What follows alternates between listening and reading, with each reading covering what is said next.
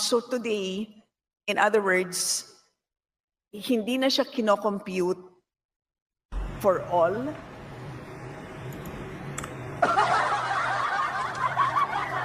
Hindi na raw po kino-compute.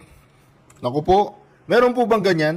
Yung hindi kino-compute yung kaban ng bayan, hindi raw kino-compute. O tingnan niyo po yung mukha niyo. Hindi na kino-compute. Pakinggan po natin ha. Yun na ngayon ang practice ng DBM. Ayun. Yun daw po ang practice ng DBM ngayon. Yun daw ang practice. Naku po. Kaya pala naman, yan, mga lahing Magna, yan, lahi ni Bangag, hindi na kino-compute. Yang practice, may practice pala sa gobyerno na hindi kino-compute. Ito po, pakinggan po natin.